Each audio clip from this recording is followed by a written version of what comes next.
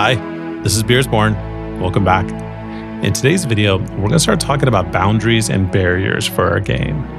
Right now we have this big environment, but we don't really have anything in it. We want to start making physical objects that exist within this environment. We also have a problem because the camera will follow our player's movement unless they go outside of the boundaries of the game. If they try to go outside the layout, they just leave, right? So we want to set up some kind of wall system so they can't leave the boundaries of the game. So let's talk about how we can do that. What we're going to do is we're going to create things like this. Like if you look at this example, I have this little fence, right? And that fence is a boundary that means that I can't move through it and enemies can't move through it either. Or like a brick wall, for example. And if my player tries to leave the edge of the game, they can't. To do that, we're going to make a new layer. So our first step is to go down to the bottom right corner where we see the layers window. Right now we have a background layer where our ground texture is, and a layer 0 where all of our stuff is. Let's right click and let's add a layer at the top. We're going to call this barriers. You can call it something different, boundaries, walls, whatever you want. And I'm going to right click and I'm going to insert a new object into the barriers layer. It's going to be a sprite. I'm going to call this a barrier. And again, you could name it something else. Let's insert it, click anywhere. And what we're going to do is just fill this with a color. This is going to be invisible to the player, but we need to see where it is. So we need just some kind of color representation of where these barriers are. But it doesn't really matter what color because the players won't see it. I'm just going to make mine red. And I have this red square. Now let's imagine that this is going to be a wall. So I'm going to try, let's make a vertical wall. And let's try moving through the wall. If I try it out now, nothing happens, right? My player can move freely through the wall. And the reason why is because this object is not solid yet. What I need to do is go down to behaviors on the left window, add a new behavior, and let's make our barrier solid. Now, if I try to move through it, I can't. But it's really glitchy and weird. Instead of my character just stopping when they hit the wall, they slide up or down and they're kind of jumping around in a weird way. It feels very glitchy. It doesn't feel right. And the reason for that is because of how we created our movement system. Now, in game design, a lot of times when we build new systems, we might have to go back and update the stuff we've done before. There are oftentimes unforeseen things that might come up, and you have to go back and troubleshoot and figure out why something's happening. And this is a good opportunity to do that. So I know that the movement is not right here. So what I'm going to do is go over to my event sheet and go think about, okay, where did I build the movement system for my player character? Now, luckily, we've been making groups for everything, right? So everything's very organized. I know that the character movement is where I created that system. So I'm going to go to my character movement group and open it up. This is one of the first systems we made in Construct. And the way that we set it up is we had just a simple event where the condition is when a keyboard key is down, then the action is that we had our main character move a certain amount of pixels at a certain angle. This was just using kind of the default settings that we had in Construct at the time. This is before we started looking at things like behaviors, like the 8-direction behavior, for example. Now that I know more about behaviors, I'm like, well, maybe I could update that system because right now it seems like the move pixels at angle system is not working. Construct seems to be taking that pixel movement momentum and forcing it either up or down in a glitchy way. So what we're going to do is we're going to update this system. And to do that, I'm going to add a new 8-direction movement behavior to my character. So let's click once on our character. Let's go over to behaviors and let's add a new behavior. We're going to go down, we're going to add an 8-direction behavior. Now we already have one, now we have 2 8 directions, right? What's nice about this is you can actually rename them. So say for example, the first 8-direction movement, if you remember from a couple of videos ago, this is when we made the dash action for our main character. So I can call this one, instead of just 8-direction, I can call it dashing. So I know that this is the behavior that controls my character's dash. I can rename this one, instead of 8-direction 2, I can call this one running. And now I know that this is the behavior that controls my character's running movement. So I recommend renaming these. Now, if you look over in the left window, we have a dashing section with all the stuff that we made previously for our character's dash, and we have a running section, which is the new one. Now, Now, some of these settings are wrong. We're going to have to change some of these, but let's put that aside for now, and let's go to the event sheet. We're going to update the system in the event sheet. What I'm going to do is double click on this first action here, the one that says your main character moves a certain amount of pixels at angle 0. If I double click and I hit the back arrow or the word back, it takes me back to the actions. And now I have this whole running behavior with the 8 direction movement. What we want to do is simulate control. This is similar to what we did with some of the enemies too. I'm going to simulate control and then decide which direction this key controls. The D key on my keyboard moves my player to the right. So control right. I'm going to do the same thing for the A event. When A is down, go back, simulate control, left. When W is down, I'm going to go back, simulate control, up. And when S is down, back, simulate control, down. Now it's using the 8 direction rather than just the move pixels at angle. Now we can try that out. It's going to be weird. It'll kind of work, except that our player is very slow, and if I try moving different directions, the sprite rotates. So let's fix some of those settings in our 8 direction running section. The first thing I want to do is find where it says set angle to smooth.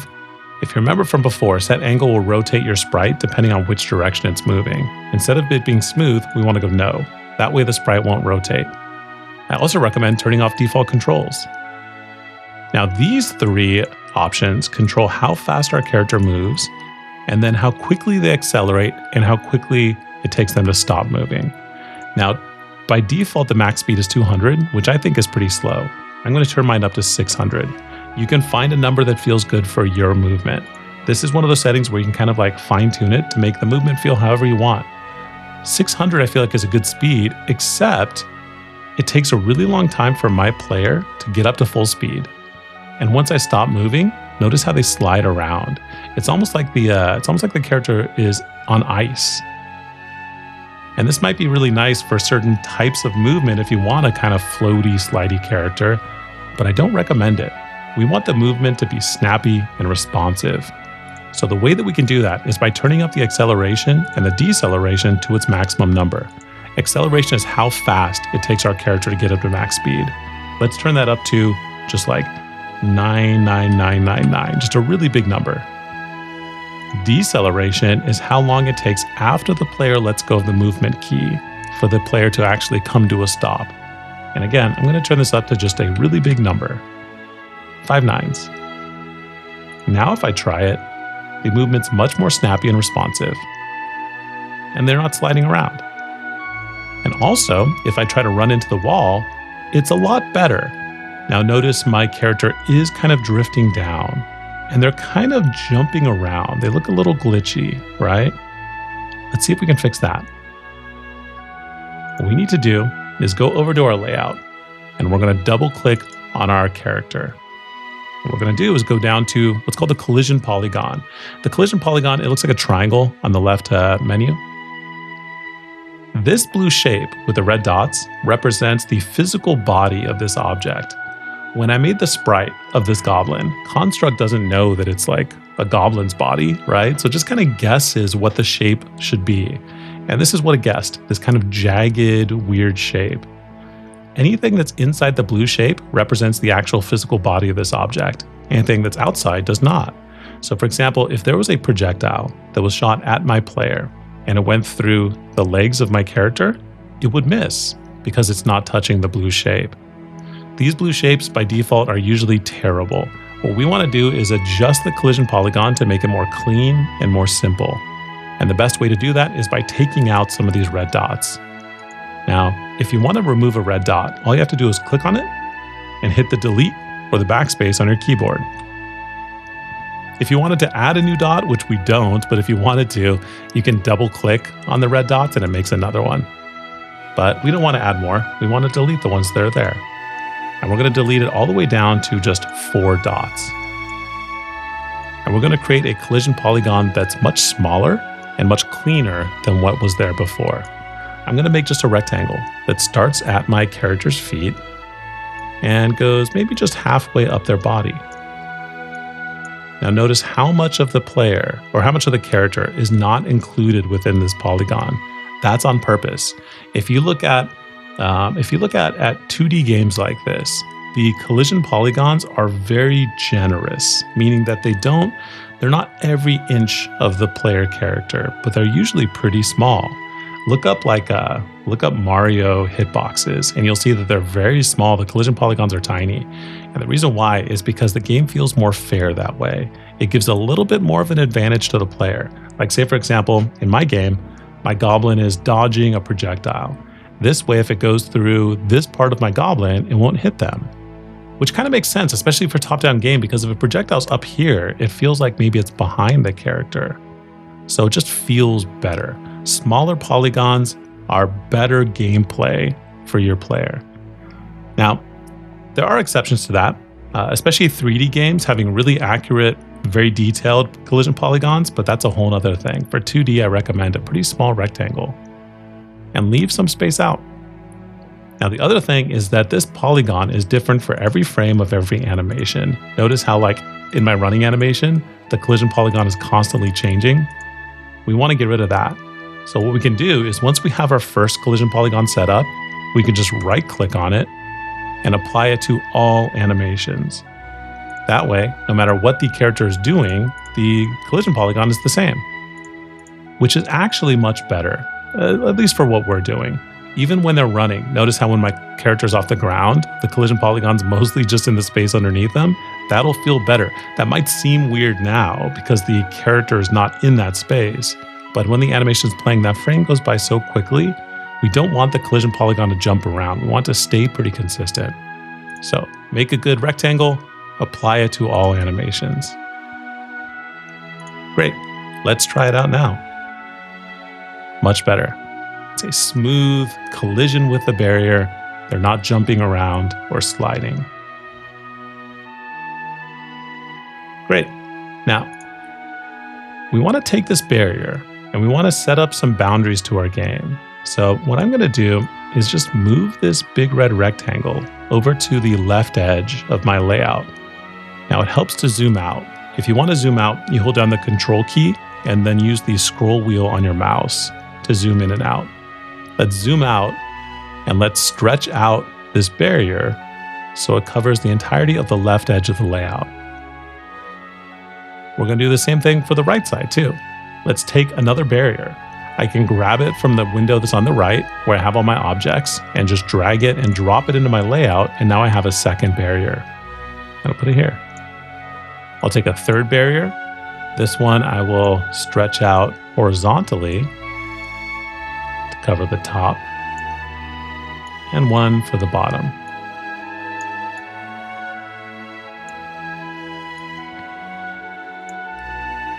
Now let's try it out. Good. Now our player cannot leave the boundaries of the game. But it is kind of weird because we can see the red there, right? We don't want these barriers to be visible to the player. So let's make them invisible.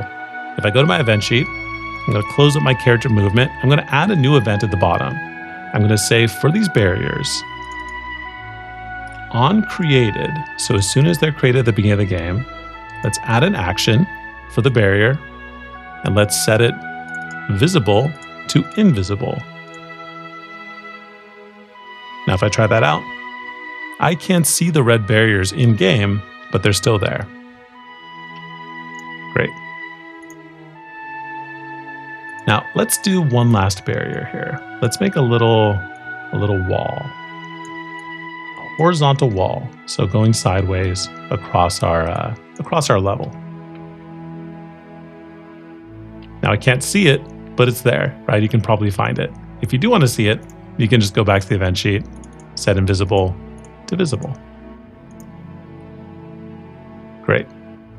Now we want some kind of sprite that represents what the obstacle is. What is the barrier, right? Right now it's just a red bar, or maybe it's just completely invisible, and that doesn't make much sense to the player. We need something that communicates to the player why they can't move through that space. So this is where we come up with the sprite that represents what that barrier is. Now you might have already done this. If you haven't, you should open up Piskel And let's take a look at what we're going to create. We're going to make a tile that represents the middle portion of a barrier. Now, mine is a brick wall. Yours can be bushes or lava or anything that represents like something that the player can't pass through. But what's important is that you want to have, under preferences, tile mode turned on. And what you want to make sure is that the right edge and the left edge match up perfectly. This is just the middle section of this barrier, and we want to be able to tile it. We want to be able to make as many copies and line them up as we want to make the size of the barrier as long as we want it to be. So you definitely want to make sure that the edges line up with tile mode. The other thing is that because this is a top-down game, we want to see both the top and the side of this barrier, depending on what it is. If it's like a pool of lava, this might not really apply. But for something like an actual wall or trees or something, I'd recommend having the kind of illusion that there's two sides, a top and a side. The easiest way to do that is by simply having a difference in how bright or dark the colors you use are. If you notice on mine, the texture is pretty much the same all the way through. But I use lighter greens on the top portion to make it look like the top of the wall. I use darker greens on the side to make it look like the side of the wall. So take some time, make some sprite just for this middle section. Now, ultimately, what we're going to end up with is sections for the left and the right as well, like we see down here. If you notice in mine, I have a pretty long wall. It's just different sections put together. So all we need to do once we have that sprite created is we're going to put the sprites into the game on layer 0. Layer 0 has all of our sprites. The barriers we can just keep as is. That's just the red boxes. We're going to put the sprites on layer 0. So I'm going to click on layer 0, right-click anywhere inside my layout. I'm going to insert a new object, go down to sprite. I'm going to call this wall middle horizontal. That's a very long name, but it's the middle of the wall moving horizontally. You can call it something simpler if you want. And let's go ahead and put in that exported wall. There it is. Now what's great about this wall is I can take it and make it as long as I want by simply copying it and pasting another wall piece, or Control-V, Control-C on your keyboard. Now, if you want this red box where your barriers are to temporarily disappear because it's getting in the way, see the blue check mark that's in the layers window? If you uncheck that box, it makes them invisible. We can also turn down the opacity. If we're on the barriers layer, we can go to the left where it says opacity and turn it down to make them more see-through. That makes it a little bit more convenient as we're building our levels out. I'm just going to turn off the barriers for now so I can see exactly where these wall pieces are. So as I'm copying and pasting them, I can line them up perfectly.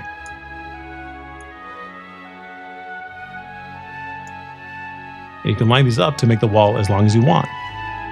Now notice the end is kind of weird because it just ends, right? There's just kind of a clean cut. That's why we might need more objects. I'm going to insert a new sprite. I'm going to call this one wall right horizontal. I'm going to load the sprite for the right side of my wall.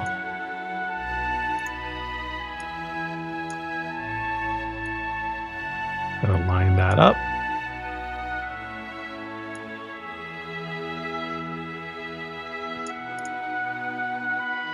There we go. Now let's insert one more object. We're going to do the left. We're going to do the wall left horizontal. And I'll put in my left end, close that, line that up as well.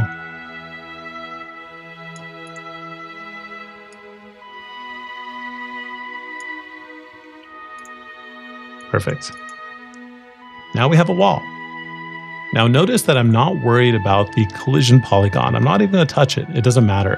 And I haven't made these sprites solid because although this is the sprite that represents the wall, it's not actually the barrier. The barrier is what's on the barrier layer. So we want to take this red box and stretch it out to represent where the wall is. Now, what I recommend doing is just having the barrier at the bottom of your obstacle. Don't have it be the whole thing. And we'll talk about why more in a future video, but I can show you just for this as an example. When I'm running into this wall, I want my character to be able to move behind it, right? So the barrier is actually just down here on the bottom portion of the wall. If it was the whole thing, it would stop my player's movement like right here. And we want to have that illusion of depth. Now we have to create a system that allows our player to move in front and behind of the wall. Right now, if you try it out on yours, it's just going to be always in front or always behind, which is kind of weird, but we'll fix that in the next video. But for now, at least we have barriers, right? They don't work perfect, but it's a good start. We'll leave it at that for now. Thanks for joining, and I'll see you guys next time.